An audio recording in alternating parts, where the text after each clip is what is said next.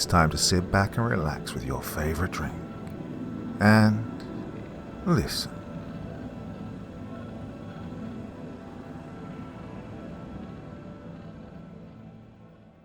Vicksburg by Austin D.R.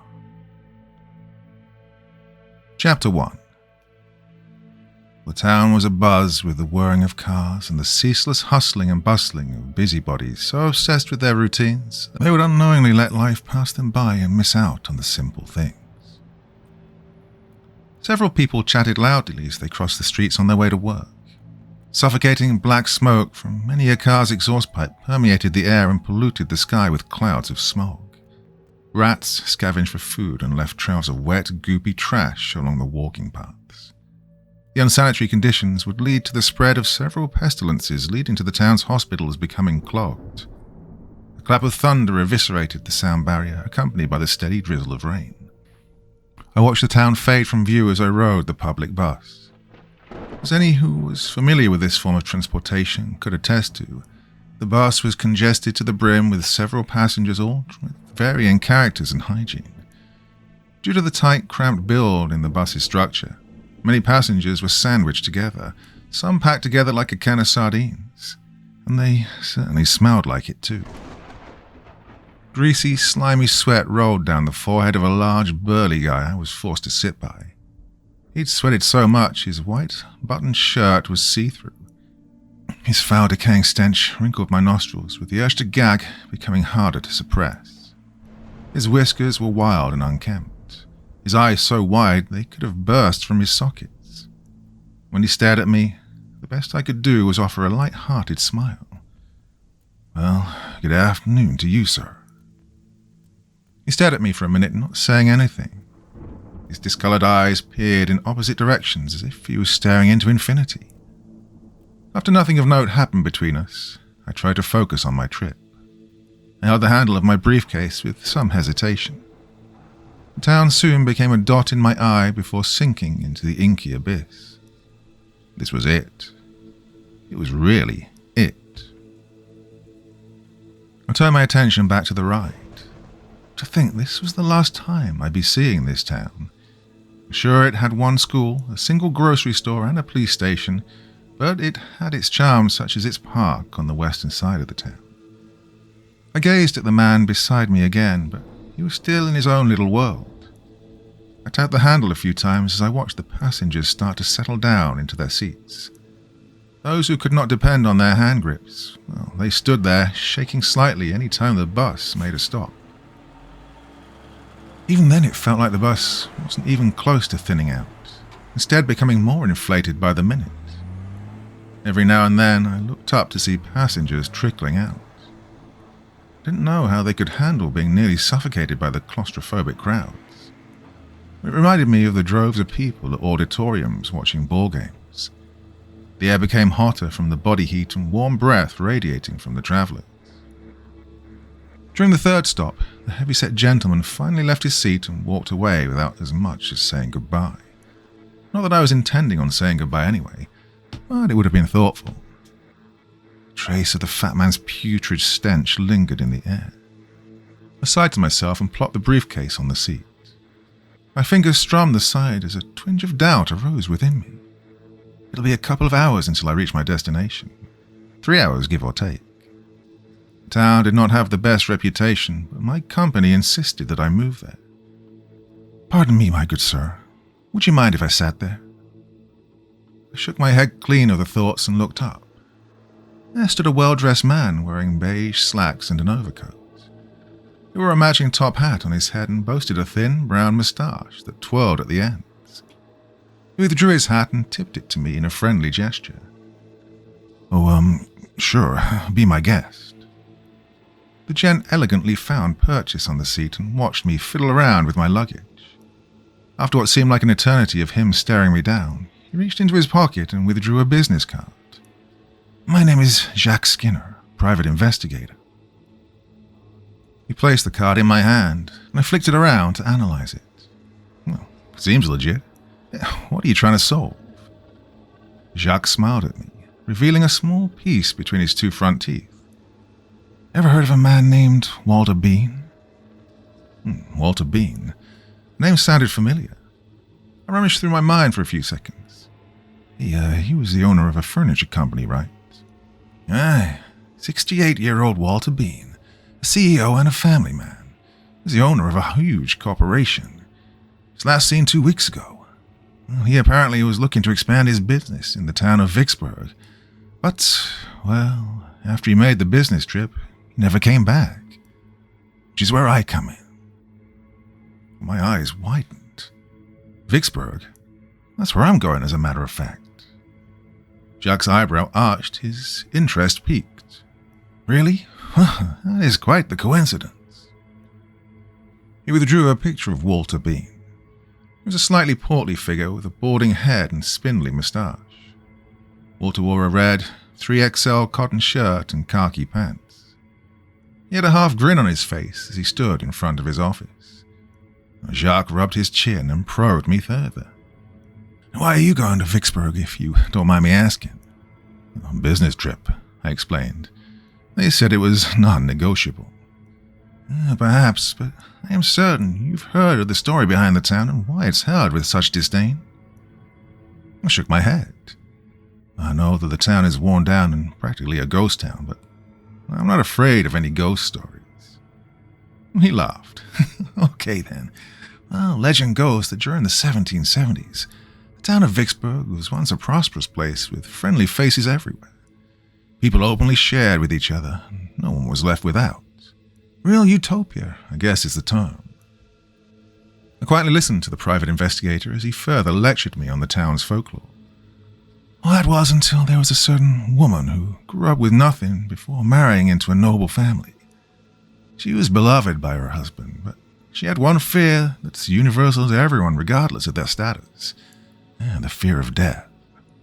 So she conducted research into the dark practices, meeting an undead cultist who indoctrinated her into the worship of the gods of old. She summoned a demon from the bowels of the earth to grant her the gift of eternal beauty and life. Well, the demon fulfilled that wish, but it required sacrifices from the living. Sacrifices? Gods of old? I stammered. Are you telling the story, good man? Jack asked me, somewhat annoyed but still smiling. Sorry, just got entrenched in the story. Do go on. One by one, the woman led her family into the mouth of hell, starting with the servants and then her loving husband and their 4 kids. From there, more and more of the townspeople disappeared into thin air, and in their place, well, let's just say the demons are the residents now. He chuckled to himself and returned the photo of Walter to his pocket. Oh, that's what I've heard. My mind was awash with a surge of thoughts. My, that is quite the story. You're saying that Walter went to Vicksburg? Him and 3 more gentlemen as well. Either it was because they wanted to expand their businesses, or they were selected almost at random. The previous 3 had vanished for a few months now. It's peculiar that they would all leave without telling their families that they should not expect them back any time soon. We talked a bit more about the missing cases. Much like Walter, some of the men missing were the heads of different corporations ranging from furniture to oil. They were all gradually lured to Vicksburg through whatever means and were never heard from again. Eventually, the bus made a stop and the private investigator got off. He waved goodbye to me, tipping his hat once more. Do keep me updated if you find anything peculiar in Vicksburg. My eyes were glued on the man as he left the bus and continued his way without looking back. After he'd left, the bus resumed its designation.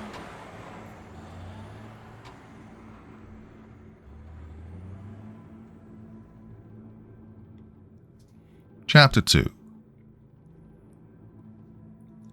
The tires on the bus screeched to a halt, signifying that it was my time to get off. I collected my things and exited the vehicle. The nauseous fumes spewing from the exhaust pipe wafted in my face and nearly knocked the air from my lungs as it sped off, leaving me alone. One look around at Vicksburg, and I could tell why its reputation was not the best. The town was an ancient relic of the past. Dozens of houses were dilapidated with speckles of paint chipping away and flaking off like dandruff.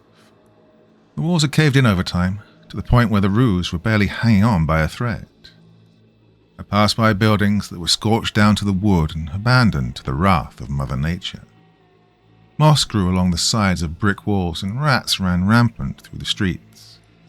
The cold, crisp air smacked me on the nape of my neck, sending a shiver up my spine. The grass in the city was totally dead and blackened. Any scarce shrubs and trees that there were, and they were winding and fatally emaciated. I'd arrived at Vicksburg at around 4 in the morning, so my best initiative was to find a place to stay. I walked down an isolated road with the slightest sense I was being watched from afar, and any time I tried looking in the opposite direction, it would scuttle off. It was hard to believe that anyone would live here, let alone that Walter and the other gentlemen would be compelled to come. Columns held buildings up, but the slightest poke would make them crumble. Mud and other debris were flying on the windows, obscuring me from peering inside, almost as if they wanted it that way. The state of disrepair also extended to the roads and walking paths with spindly cracks scattered throughout.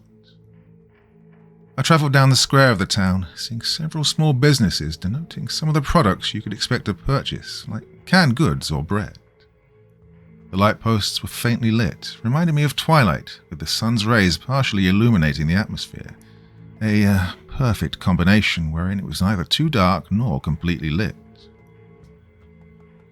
In the middle of the square was a large fountain with a sculpture of a scantily clad woman calling to mind those Roman statues. Despite being made from stone, her long locks of hair flowed in the wind. Murky, tarry water poured down from a pot she was holding. Upon closer look, tiny hints of algae coated the rocky surface, adding to its prehistoric state. After taking in the whole picture of the fountain's condition, my attention became directed towards the hotel. As with the other structures, the hotel had seen better days, having long since fallen into a decrepit state of disarray. Its name rubbed off the sign to where I could vaguely make out a few letters. The paint peeled away from the foundation, giving it a hideous, ghastly appearance. Newspapers padded the windows, and nasty smoke drifted from the chimney. There were a few areas where the bricks were punched out and smashed on the ground below. With nowhere else to turn to, I entered the establishment. The scent of decay slammed into my face like a sledgehammer to the head. So much dust accumulated on the furniture and doors that it shot up in the air. The musky debris made my nose recoil in disgust.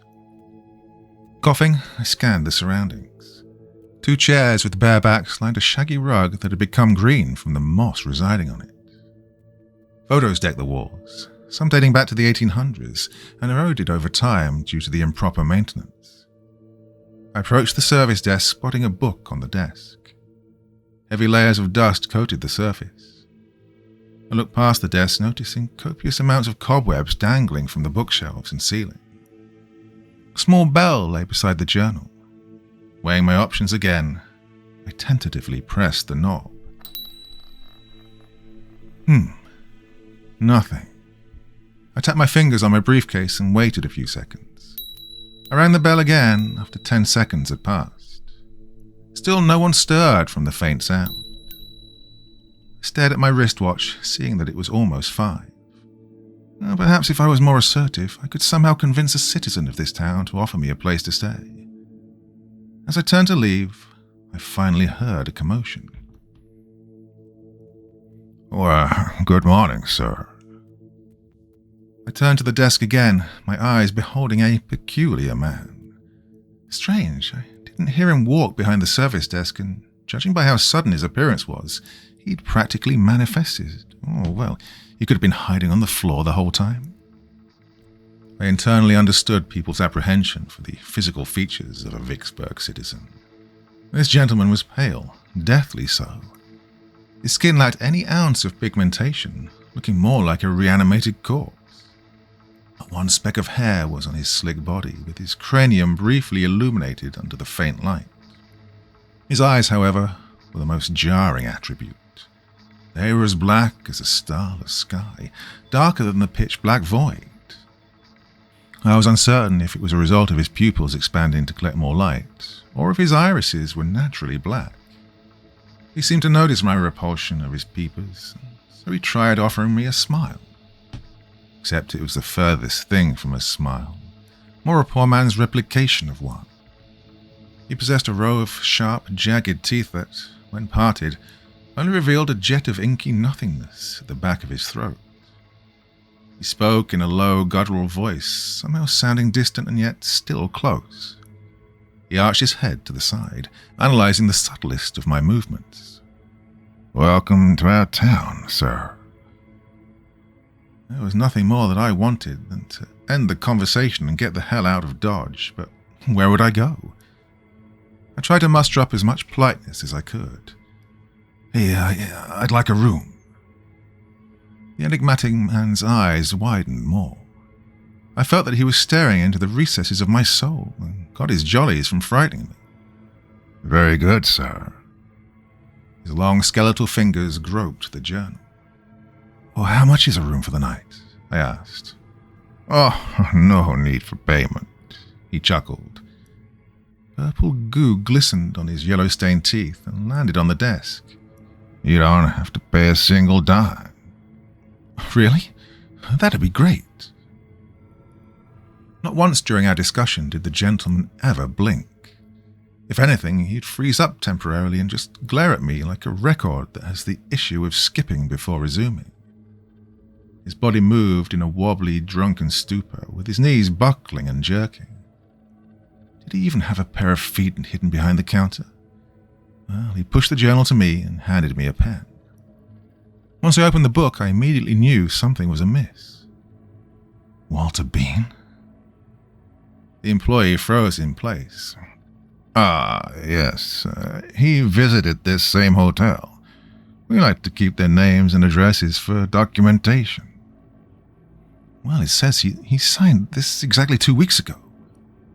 "We like to record the names and addresses of our guests," the man replied, somewhat forcefully. His tone sank to a deeper octave. "Well, Walter's been missing for a long time. This was the last place he was seen, isn't it?"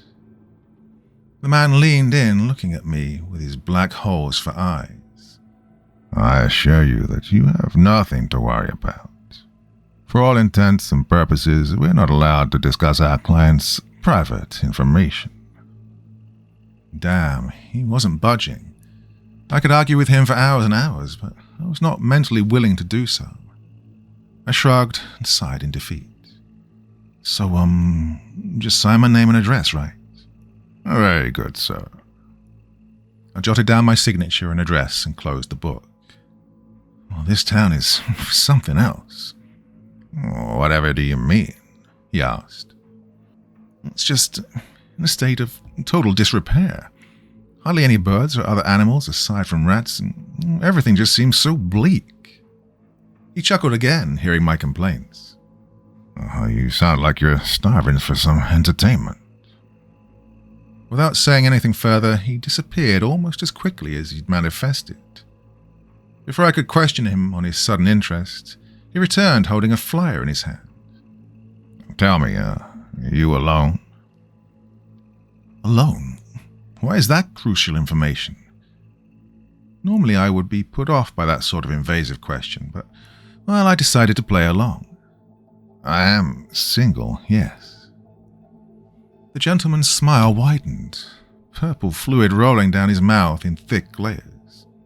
Perhaps this would be of interest to you." He handed me the flyer, and I skimmed the piece of paper and the words, "Vicksburg's annual mix and mingle."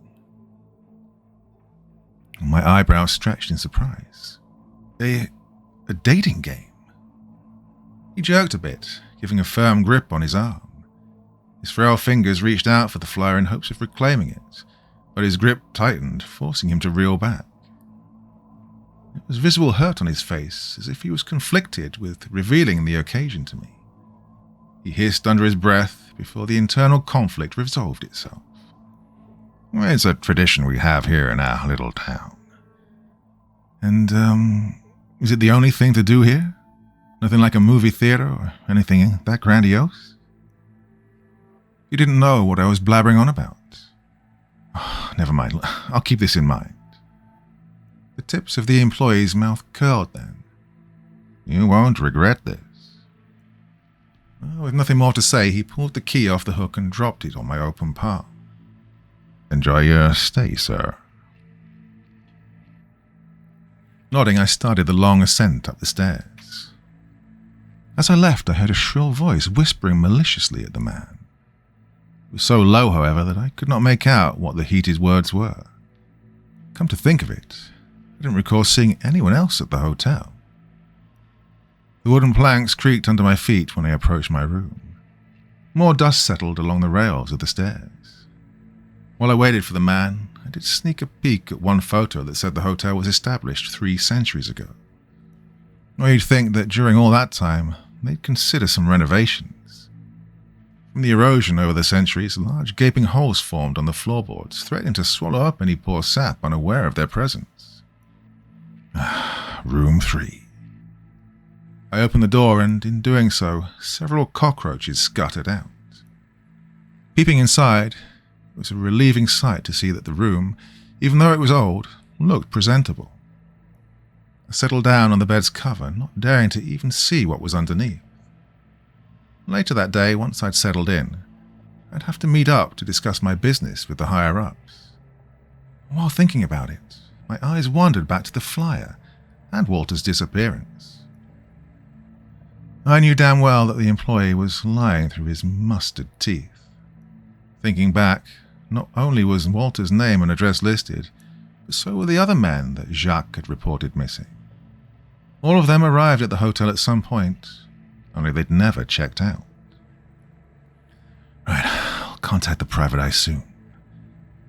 As I settled into my bed, my mind continued to whir at the thought of partaking in the annual dating game. Why was the man so insistent on me attending it? Chapter 3. I let my curiosity about the dating game compel me to consider attending it. I didn't expect much to come from it. It should be fun. Besides, I could learn more about the town's history and potentially gather some information pertaining to Walter's disappearance. The meetup was in a large auditorium wherein several of Vicksburg's populace were present. My curiosity slowly subsided when I noticed how every resident was draped in brown cloaks obscuring their pale, hairless bodies, save for their hands. Their eyes were downcast and, much like the employee of the hotel prior, they moved in a drunken stupor with their legs knocking and wobbling about, reminding me of those trapeze walks at the circus. It didn't help that the lights were faint, making me bump into things. The raspy, gruff drones of the residents reverberated through the room, sounding pained and congested the further they lumbered along. They didn't pay much attention to me when I first entered the establishment, making me wonder why the man running the service desk was so insistent on me attending. The building was also unbelievably cold, but that was to be expected from the town's ruined state. More rationally, I considered leaving then and there, but I ended up going along with the dating game. I sat at a table when the first option reared up. It was a rather short woman who leered at me with those same unblinking eyes of coal. I giggled nervously in an attempt to break the ice. So, what are you interested in? She opened her mouth, letting a low groan leave her lips. Ooze dripped from them. Okay, could I ask you a question? The pale woman was too invested in a huge, hairy cockroach scuttering across the table. Before my eyes, she grabbed it with her open palm and took a huge chomp out of the insect. Her canines ripped clean through the bug, her lips parting as she stretched the roach between her teeth as if the roach was string cheese. Oh, thanks for the introduction, but I have to, respectfully decline. Next. Another woman sat down, this time being taller with a hint of moisture behind her eyes. Yeah, I was, wondering if you know a man named Walter Bean. He went missing in your town weeks ago. The woman leaned in, grinning. A mysterious fluid gushed from her lips when a huge smile spread across her face. Her eyeless sockets bore holes into my body. Her body trembled with pangs of hunger. He's here. With us, all are one within our God. God? What are you?" Before I could probe her further, the woman lunged at me and pinned me to the ground. Her jaws unhinged, and I peered into the depths of her mouth. Slimy drool dangled from the ceiling down to the base of her tongue. In desperation, I tried retaliating, but the taller woman was stronger. "Soon you too will become part of our god." I closed my eyes, fully expecting her to bite me in the neck. However, a few solid seconds passed. I reopened my eyes, seeing that the woman reeled herself back and clutched her head. "Can't hurt." A shrill voice crawled out from the bowels of her gut, making her upper body spasm. "No, yes, no, get out of my head." Her head bobbed back and forth, with her fingers tightening around her head. I became petrified, but now that she was distracted, I took the opportunity to knock her off. With one swift push, the woman fell to her side, still in an eternal battle with herself. A mob of Vicksburg residents staggered forward and dragged the woman away. Gasping on the floor, I slowly collected myself. Coming here was a mistake. I was only here because of a business trip, so it was in my best interest to pursue it. Now, maybe once I get that done, I could leave this godforsaken town in the dust. Oh my, that was quite the experience, wasn't it? My eyes leered at a young woman. What a sight she was. Blue eyes, a flawlessly silky skin complexion, a low-cut red dress and ample bosom, and a dark blonde bob cut with matching piercings. She strolled over to me and knelt at my eye level. "Welcome to Vicksburg, sweetheart." She extended a hand to me, and with little consideration for my own safety, I took her hand. Her palm was warm and cozy to the touch. There was something about her that seemed, soothing. "We haven't had that many visitors to this town in a while. Pray tell, why are you here?" My mind became a total blur. I came here for business. Yeah, that's it. The woman laughed to herself. Dimples formed at the corners of her mouth, only accentuating her wholesomeness. I got up from the ground, my eyes wandering back to this strange woman. "You seem, normal." "Normal? Well, I certainly hope so, darling. It's just that the other residents here are, somewhat peculiar." That was my reaction to when I first moved here. She looked me over, her smile widening. "My name is Narcissa Witwer. Judging by your appearance, you must be the one who was invited to Vicksburg." "Yeah, my boss had connections in this town and had me come as a representative. Funny enough, I never met him in person." Narcissa nodded. My God, I felt further ensnared by this mystery woman. If I had to wager why that was, it was definitely her voice. Her lipstick popped like precious rubies.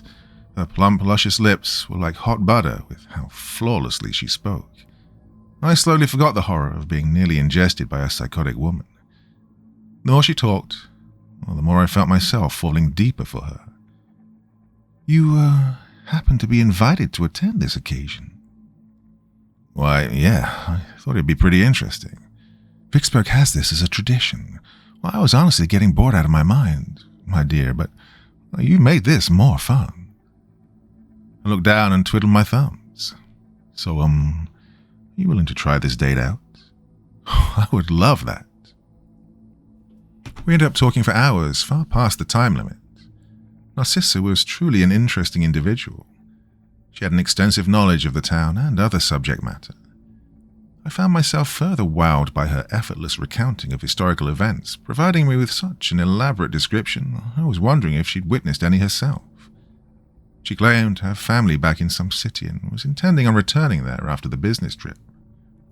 That infectious laugh of hers was music to my ears. I shared some of my personal information with her, explaining the extent of my job and my interests. I have to admit that my eyes had a mind of their own. I gazed at her cleavage any time she bent. She propped her head on her hand and lovingly stared at me. Now, come to think of it, there was something I was curious about. Have you heard of a man named Walter Bean?" Narcissa squinted, her eyes shut. "Oh, the name does ring a bell. Why do you ask?" It's just that he's been missing for quite some time." Perhaps he left the town and just neglected to inform anyone." I shrugged. I suppose so. I'm sorry to spring something that deep on you." "It's quite all right. After all, I'm sure you heard of the rumors permeating the town." I nodded. "Yeah, a private investigator told me of them." Narcissa frowned. "It's just so terrible, isn't it? That a loving wife and mother would sacrifice her own family for eternal youth." "Yeah, but it's a story. We shouldn't fret over some myth." A smile cancelled out her frown. "You're right. Shall we take this discussion elsewhere?"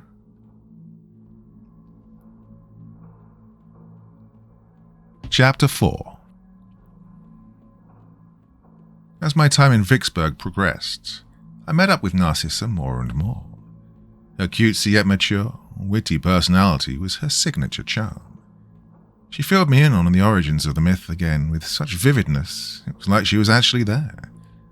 She expounded on Jacques' relaying of information, explaining how, according to ancient cults, there was once several inhuman, otherworldly gods that made the earth into a festering cesspool and were worshipped by the cultists until the day the primal threats were sealed away in ancient tombs, left to rot.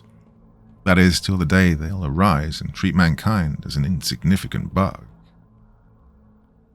Well, as you know, there was once a woman who was so afraid of death, she called on the gods to preserve her youth and gain eternal life. She wandered down into the depths of the earth to beseech the Old One. The god she sought out was none other than the pale beast, the god of the labyrinth, Ihort. But as with anything, there was a price to be paid. I quietly listened. Who could have fathomed that there were so many hidden societies dedicated to worshipping these unknowable, eldritch beings, and for what cause? Are they obsessed with bringing about the apocalypse and practice their perverse religions to summon them? What ancient books did they have in their possession? And, you say that this woman found an undead cultist who gave her the secrets to communing with Ihort?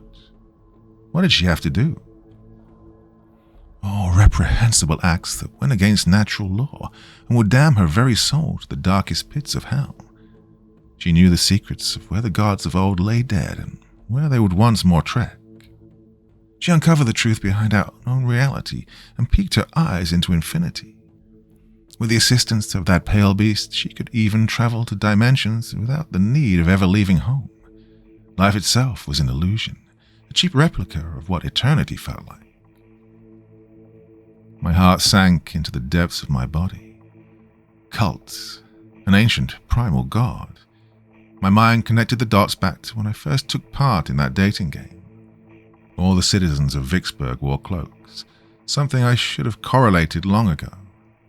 That woman insisting that Walter and the others were all one in the god she worshipped. I'd become ensnared in a tangle of webs. Screw everything. I had to get out. Narcissa stared at me with her blue eyes reflecting her concern. "What's wrong, darling?" I just feel a little flushed." "You don't have to lie to me. I can sense how uneasy you are about the cults I mentioned. But don't worry, there's nothing to be concerned about. I'm sure you noticed that the townspeople wear those garments. It's not what you think." "Well then, why do they wear them?" "Well, it's rather simple. The people of Vicksburg have a weakness for sunlight. Now tell me, have you ever seen any of them walking about during the day?" I thought back to my previous encounters with the townspeople. And truth be told, they were able to freely shuffle around in the auditorium because of an artificial light. Even the hotel I resided in was dimly lit. Well then, what about that woman who attacked me? She seemed conflicted about it. It's like almost two halves were fighting each other. Perhaps a temporary bout of madness, Narcissa casually explained. Besides, Vicksburg has hardly any outsiders visit their town. She was probably just overcome with astonishment. I didn't say anything to further rebut her. Look, I'm unsure if I should stay here. Narcissa's eyes lowered in a crestfallen fashion. It nearly pained me to see her upset. Is that so?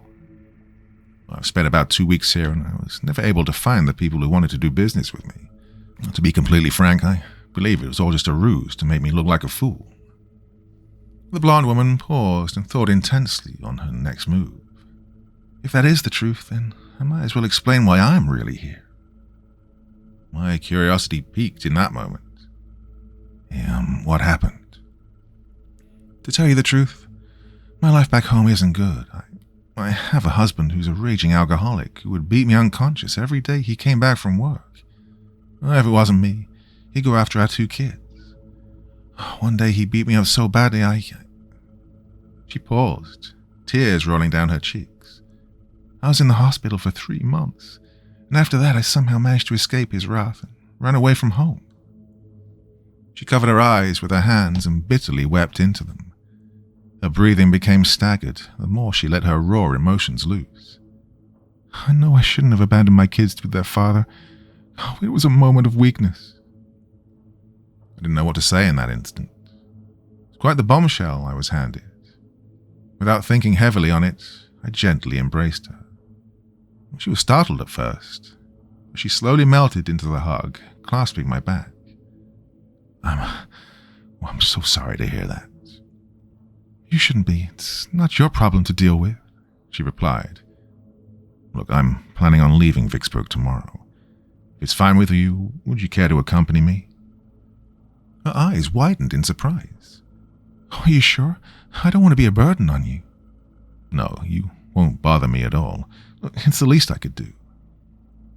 A smile poked through. Okay, it's a deal.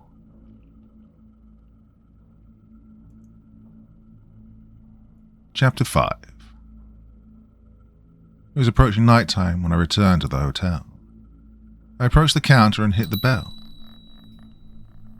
Sir, I'm informing you that I'll be leaving first thing tomorrow. Much like the first time I arrived, the employee did not come. I tapped the dusty counter with my fingers in irritation. Sir, let's not do this again. I allowed some time to pass, but the man did not show up. Is that how you're going to treat your customer? Refusing to wait any longer, I climbed over the counter, nearly getting tangled in cobwebs. Ugh, how can anyone live in this kind of condition? From the way the lights were dimly flickering, I was forced to collect as much light into my eyes as I could. As expected, the room was in total disrepair. Books were lying in piles beside the bookshelves. Webs coated furniture and tickled my nose. I fought the urge to sneeze. The floorboards creaked and moaned under my weight. The further I went, the more the light diluted into beams. Sir, come out now. This is getting ridiculous. Finally, my eyes settled on a heap of clothes. He couldn't, could he? The thought of the peculiar man parading around in his birthday suit was burned into my mind. A ruffling of the clothes knocked me out of my train of thought, though. I slowly advanced towards the clothes, with it becoming evident that the man had evaporated. Before I could theorize what had happened to him, dozens of small white objects erupted from the clothing, scuttering around like cockroaches dispersing when a light's turned on. What the... The millions of spidery, bloated beings crawled on the walls and up my clothes. In a panic, I scrambled over the counter, the wet squelches of crushed younglings making me squeamish. Debris rained down from the ceiling as a sudden earthquake surged. I could have sworn I heard something writhing in agony from the bowels of the earth. The foundation of the hotel shook incessantly and groaned with the death of each abomination, suggesting a possible link between the two. The stairs finally dissolved and exploded into splinters. I covered my head as best I could, but the monstrous arachnids just kept pursuing. The wet, gooey bodies of the monsters popped under my feet like overripe grapes. I had the sinking feeling of some of the residue getting between my toes. Eldritch ooze clung to the soles of my shoes, restricting my movement. Each time I tried to move, the runny, stringy substance came into contact with the floor and formed a strong adhesive. Those legs, So many legs, hundreds of thousands of marbles with an unnatural number of appendages crawling on my body. They crept their way up my pant legs with some slithering beneath the fabric. No matter how many times I tried to bat them off, these abominations kept on latching onto my body. The hairs on my body rose on end from the impression that I was being licked by 1,000 million spiders. My skin felt violated from the endless probing and pinching. I grabbed my ankles and continued my mad attempt to free myself. "Help!" A faint, weak murmur caught my attention. I darted my eyes back and forth in search of the scream of urgency, seeing no one until I directed my sight to a hideous event. The white pulsating blobs with stalks for legs linked the innumerable limbs together in huge, grotesque lines, and did the most harrowing of things any sensible man could anticipate. They started to move in a single motion, multiplying and expanding until, well, something ghastly was taking form. The gunky paste on the soles of my shoes finally gave way. However, when combined with the invasive pests crawling all over me and making me squirm, I fell on my rear. The monsters kept feeding into the growing figure. Much like a well-oiled machine, the beasts kept feeding themselves into each other. "Help!" With all the beasts working together, a human shape came into being. They moved in a swimming motion, shifting their icky legs to a side to mimic the gesture of limbs. The dread welled up in the pit of my stomach and crawled up my throat. The insidious spawn multiplied further, breaking apart and restructuring themselves until a vaguely humanoid shape took form. However, its skin became melty and ran like a lit wax candle. My eyes became bloodshot. It was the employee, except now it was clear to me that what I was speaking to in my entire stay in Vicksburg were millions of blotches who hardly could pass themselves off as human. The piercing assaulted my eardrums, calling to mind a nail scratching a chalkboard. The creature, moved about miserably, dragging its upper body along the floor. Its mouth hung agape, with a hazed wheeze spewing out. Almost every slight movement brought unending suffering for it, it seemed.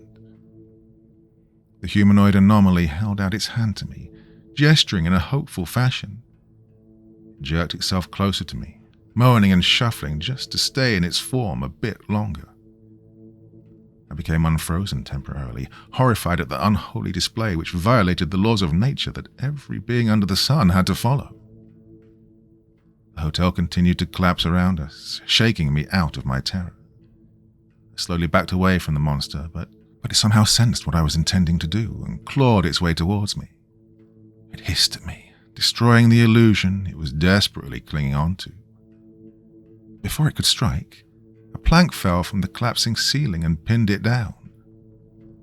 It let out a high-pitched, hellish shriek, but there was no way I was going to humor it. I rushed to the door, the wet squelches of the broodlings I'd killed echoing behind me. Chapter 6.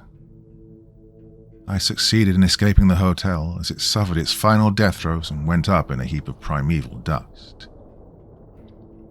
As it cleared, all that was left of the establishment was a pile of bricks and smoking debris. My mind was still wrapped around the surreality of the situation. The pale, hairless appearance of the man, all the residents of the town's bizarre skin complexions. Now that woman fought herself when she was deciding whether or not to eat me. None of them were humans, but rather arachnid, hideous carbon copies that struggled to be approachable. I shook my head. Whatever the case, I had to leave Vicksburg, but not before taking Narcissa with me. After all, I couldn't live with myself if I knowingly abandoned someone in this wretched town. High-pitched screams filled the empty air, alerting me. Crap, more of the neighbors were coming, obviously because they heard the collapse of the old building. Without much contemplation, I hid in the alleyway and bit my lower lip. Their gravelly, guttural voices were like waterlogged bodies with their constant squelching and damp noises. Cautiously, I peered from a corner of an abandoned store, seeing 4 cloaked Vicksburg citizens staggering on their legs. If only I could decipher what they were saying to each other, only for curiosity's sake. As they chatted, one of the hooded figures stopped and slipped his hood from his bald head. I heard what sounded like mandibles clanging on each other when I noticed he was getting closer. I backed further into the alleyway out of concern that they'd seen me. The hissing reached its apex with his long, spidely fingers scraping the edge of the building. I shimmied down to get as close to the ground as I could. Even though it was nighttime, the creature's glare burned holes in the back of my head. He entered the alley, sliding his appendages in the dark void. We were so close, I could smell his pungent breath. Eventually something else caught his attention and he left with his group. I wiped the sweat off my brow and sighed in relief. With them distracted, I could make my escape attempt. However, before I could continue the next phase of my plan, a feminine voice echoed through the streets. My eyes widened in shock. Narcissa. I peeped from behind the dilapidated wall and almost doubled over.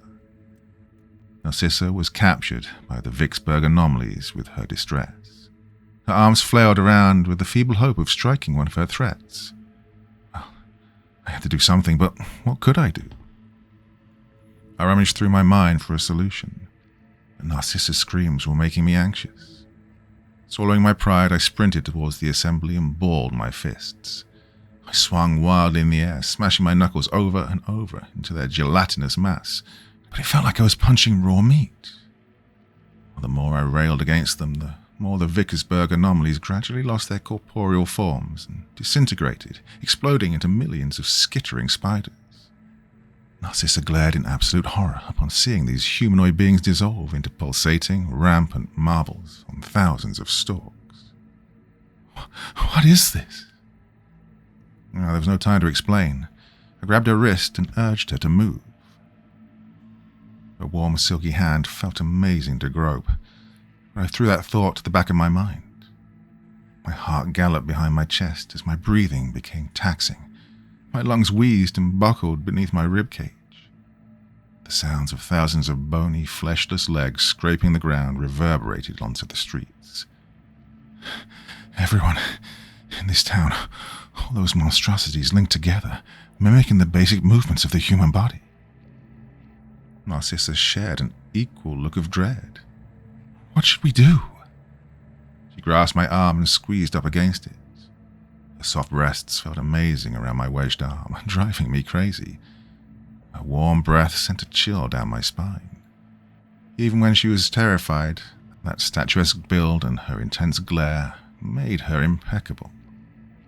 We have to find a place to hide and wait for things to blow over. The blonde woman scratched her head. If we're looking for refuge, I know just the place.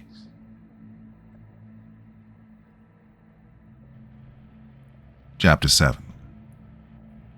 I let Narcissa lead the way, happy that she knew the layouts of the town.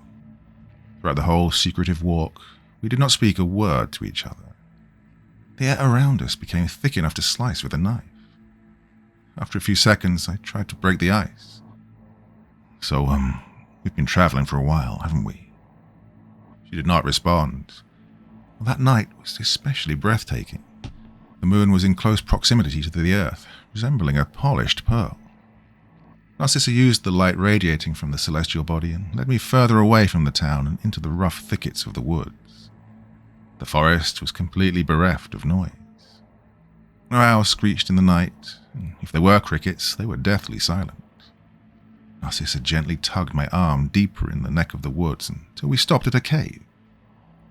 At the entrance, Narcissa withdrew a torch and lit it. She then beckoned me inside. I wasn't thrilled to be entering into a dreary, claustrophobic area, but those cultists could still be on our track.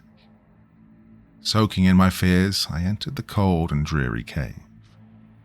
A pungent, repulsive smell, that of decaying matter, drifted from the entrance. The odor of ages long past was not lost on me. I stared at Narcissa, wondering how she was holding up. She was unbothered. Let's go. We don't have much time to waste. She flicked her finger through her bangs before leading me further into the maw of the cave. It was silent aside from our footsteps and the soft dripping of moisture in the distance. Water sparkled on the stalactites like beads of diamonds and trickled into an underground pool. I confused the stalagmites for razor-jagged teeth from the erosion over the years. Behind us, the entrance disappeared into the void as shadows encased us. The wind whistled into the cave, adding to the ambience. If I was being accurate in my description, I could have sworn I heard the cavern breathe, and the cavernous walls appeared to twist and contract like a living creature. Well, my paranoia flared. I wanted nothing more than to leave, but the exit was nowhere to be seen. Besides, if I left on my own volition, I would have become stranded and made to wander in the dark until the end of time. My breathing hazed and goosebumps flared on the surface of my skin. Fluid fell on my shoulders from the stalactites, making me wriggle in displeasure. Eventually, Narcissa led me to an opening. "What is this place?" Well, Narcissa didn't reply, merely goading me in with her finger. Seeing no reason to doubt her, I entered the area. This secret location was decked in heavy sheets of cobwebs which dangled down from the ceiling. It was also inexplicably damp, and the disgusting, putrid scent of decay was even more prominent. My eyes settled on discarded skeletons with their wrists restrained in chains protruding from the walls. They'd likely been down here for centuries, judging from their aged, worn features. Whatever they'd witnessed, they died in total fright. Their lower jaws were stretched as far as humanly possible to where they became unhinged. Over the years, the only thing keeping them suspended was the webbing. Well, the more I soaked in my surroundings, the more I became aware of the purpose the location served. There was a huge slab situated in front of a bottomless pit at the base of the cave. Arms made from wedges of stone stretched from the structure. Dried blood and viscera were stained on the flat surface of the instrument. I desperately looked at Narcissa with the hope she was as confused as I was. However, instead of a detection of fear, Narcissa's facial expression shifted to one that was apathetic to the whole thing. I watched her stride over and light a crucible underneath the stone slab. The gaseous, nauseating flames wafted in the air, smelling like rotten flesh and scorched ashes. Her once beautiful, hypnotizing eyes transitioned to a pale blue, as if her energy was being sucked from her body. Hundreds of years ago, the great old one, Ihort, first manifested in the town of Vicksburg. This cave is the exact place that, according to folktales, a woman who came from an impoverished upbringing made a deal to the gods for eternal beauty and youth. Narcissa, what are you suggesting? I felt a wet, slick object grasp my shoulders. The cultists' voices gurgled and wheezed. Before I could try to fight back, two of the worshippers lifted me off the ground and directed me to the stone slab. Oh, I kicked and thrashed. I flailed my arms around. Nothing happened.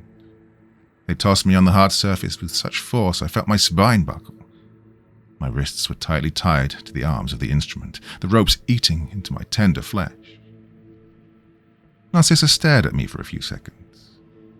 She was no longer the woman I thought I'd known for the duration of my stay in Vicksburg.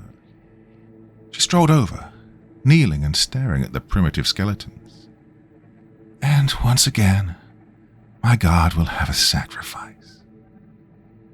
Sacrifice? Oh, the word bounced around in my head. Everything was happening so fast. You know an awful lot about that myth. She laughed. Oh, yes. After all, how old do you think I am? I strained against the tight binds, to no avail. The town and its conditions. It was always you.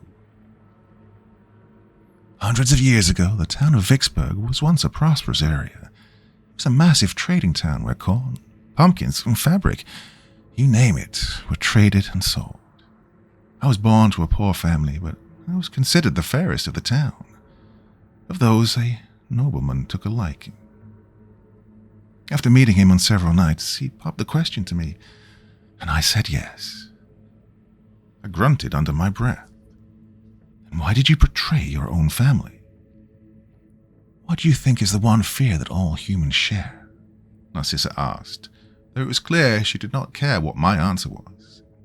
Death. Humans had but several accomplishments when they crawled out from the festering primordial cesspool. And yet, despite all those achievements, the one thing that they failed to conquer was death. She casually pried the skull off a skeleton and flicked her fingers through the jawbones. I knew that one day I would die, but I couldn't live with that harsh truth. Not someone who's as gorgeous as me. Narcissa tossed the skull aside and spoke to the cultists. You think that you saved me from them earlier? Don't you realize that the people of Vicksburg follow my commands? So then, that means Walter? Her eyebrow perked. Is dead? That should be obvious. I thought you of all people would be more intuitive. He was but a sacrifice, one I lured. That explains why I was told to come here. So, the dating game? Narcissa shushed me. A ruse, sweetheart. How else was I supposed to meet up with you?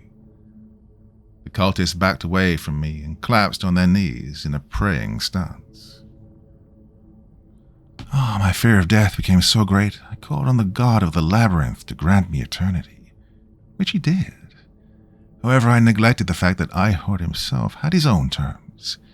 He asked me to foster his brood. Not thinking much about it, I accepted. They're squirming around within me as we speak, in a larval state. But once I realized his brood would eat their way out of my body, it was then that the truth became clear. He'd merely extended my lifespan, but in order to avoid missing his quota, I had to resort to drastic measures. Your husband and kids. But how could you? Necessary sacrifices. After them, I did the same process to the rest of the town. Some would go missing for weeks, locked away in my lair with their bodies being dissolved and eaten from the inside out. Curiously, the brooding acquired memories of their hosts, sometimes effortlessly mimicking their voices. I saw that happen with a young 32-year-old I lured. The broodling demonstrated mannerisms he himself had. Perhaps when a host perishes, they're never truly gone, but exist as bodiless spirits attached to the broodling.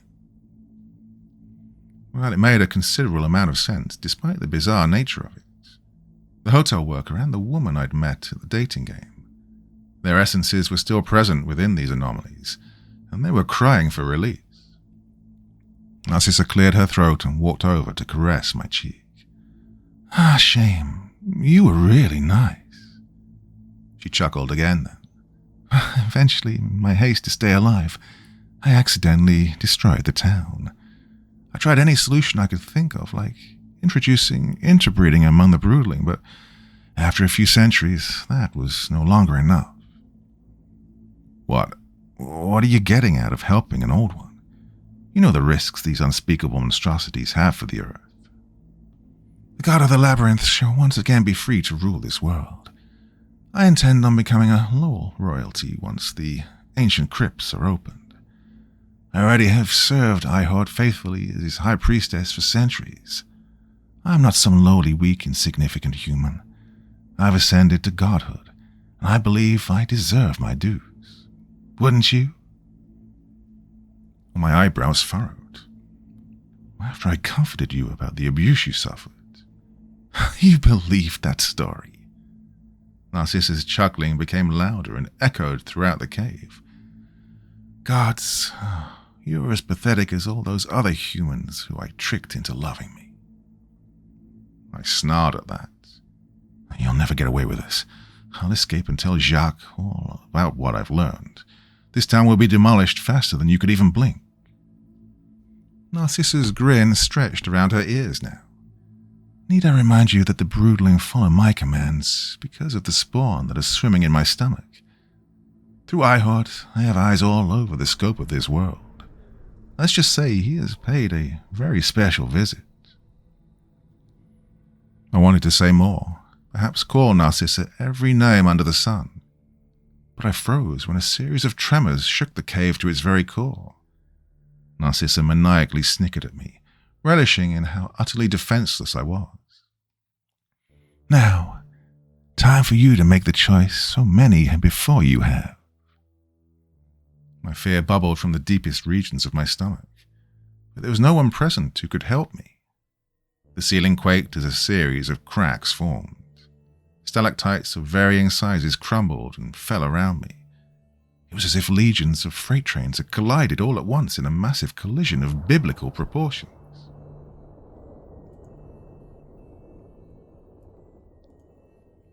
Chapter 8. And then I caught a glimpse of those legs. Hundreds of thousands of rigid, bony legs rode out of the hole, scraping and clawing the ground for leverage. Larger than a public bus. Beads of sweat trickled down my forehead, the color draining from my face. Eyes upon eyes where such features should not reasonably be. Peepers so horridly massive they eclipsed the eyes of the largest known species on this planet. Its pale gelatinous mass bubbled to the surface, resembling a disgusting, pus-filled pimple, and its abdomen. Good God, its abdomen. It was shaped like some overgrown olive, with eyes bulging all over every surface of its great body. The god of the labyrinth towered over me with his unholy glory. My blood ran cold, and I was at a loss for words. My heart moved in an abnormal, hypnotizing motion, swaying back and forth with nary a bone to be found on its gelatinous build. I immediately understood what Narcissa meant when she said she had eyes throughout the world. The multi-legged abomination's labyrinth expanded across the whole globe, granting it the illusion of being omnipresent. At any time, some hapless sap could end up lost in the cavernous walls and encounter this old one. Oh, it unnerved me how easy it was. Narcissa cackled, her smile becoming more twisted. I have done what you've requested of me, my God. Please bestow me with your blessings. Iort shifted its many eyeballs to what I assume was its chest. It spoke with the same gravelly, gurgled voice its offspring shared. Its voice was not what I was expecting for a creature as huge as a boulder. Its tone was distant, bizarrely cordial. Despite its terror, the pale god was patient, unspeakably so. Oh, I'm afraid you misunderstand, mortal. Your time as my high priest has reached an unfortunate end. Narcissa's eyes widened in horror. But, my lord, have I not been faithfully serving you for centuries? I've provided you with the best sacrifices to meet your quota. You are such an insignificant, incompetent waste of filth. Something shifted within Ihort's indescribable mass, and stretched and twisted indefinitely into itself, forming a colossal fist. You have forgotten your place, human. You may have an extended life in comparison to the rest of your kind, but you also forget who it is who can take it away. Narcissa clasped her hands together in deep prayer. No, Ihort, please. I'm sorry for speaking out of turn. Please, let me serve you for eternity. I'll kill whoever I have to in order to... Well, just...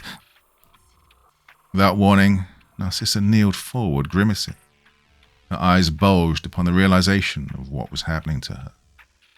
Dozens of Ihort's brood squirmed and wriggled from within her body, ruffling her outer skin. She clutched her midsection between her arms, letting rip a haunting, agony-filled moan. Yet no matter how much she begged, her desperation fell on deaf ears. Narcissa's face contorted into a twisted scowl, with ludicrous tears streaming down. No, no, my lord. Her deathly cough started to choke her out. Gagging profusely, streams of white, spindly critters wriggled free. Her eyes disintegrated as the insidious creatures chewed their way out from within her. Their sobs of pain transitioned to wet squelches and the tearing of flesh. The brood slashed their way through her lungs and turned them to slush along with her other vital organs. Narcissa's once glamorous, flawless skin bubbled and popped as thousands of spawn made a mad dash. Even her skeleton dissolved into more nutrients for the hungry infants. Within 3 agonizing moments, Narcissa was gone. All that was left of her were her favourite dress and her ear piercings. I struggled to breathe after bearing witness to what Narcissa had suffered. Well, faced the horrific reality that I was now alone with her murderer. Ihort's arm twisted and shifted, moving from one side of his body to the other, as if he was contemplating when an appropriate time was to drop its mass on me. Its myriad eyes settled on me. Even without the Old One talking, I knew how lowly he thought of me. "Fear not, my dear human," it whispered. Once more its voice sounded soothing, but I realized that it was not because of true benevolence, but rather manipulation. "I shall give you an offer. I'm certain that you will not choose poorly." Everything that I thought I knew disappeared in an instant. We as humans were so convinced of our place in the universe, but there existed things, horrible reality-breaking things, things that no one of sound mind should fathom or search for, and they truly existed. We are but a speck of dust in the grand scheme of things, and the Old One's thirst for release. "You will gestate my brood now. Otherwise I have no further use for you." My lips were dry. I didn't know what I should say at that moment. My options were limited considerably. Should I agree and allow Ihort to gestate me with his offspring? I didn't think I'd be getting off that easily, judging by what happened to Narcissa. But seeing that titanic fist hovering above me, swinging back and forth like a pendulum, well, it was also a situation I wanted to avoid at all costs. "Unless you wish to become my chosen." Chosen? My mind worked into overdrive to comprehend the offer. That must have been what Narcissa was. If so, that entails sacrificing the life of someone else for my own safety. Well, it was not only an irredeemable act, but also very cowardly. After mulling it over, I came to a decision. I think I know what I want.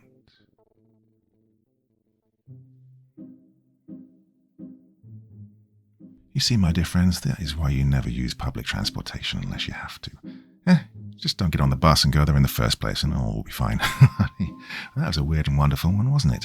I didn't see where that was going when I started reading it, to be honest, but yeah, really glad I read that one.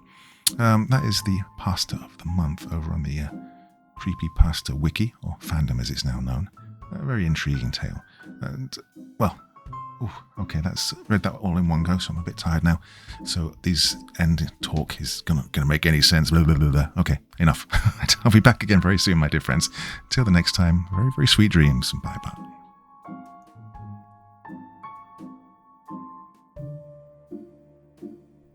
Thank you so much for taking the time to listen to this story today. It really means a lot to me and to the author of the story, of course. Well, if you want to know more about me, I'm pretty much everywhere on social media. You can find me on Facebook, Twitter, Instagram.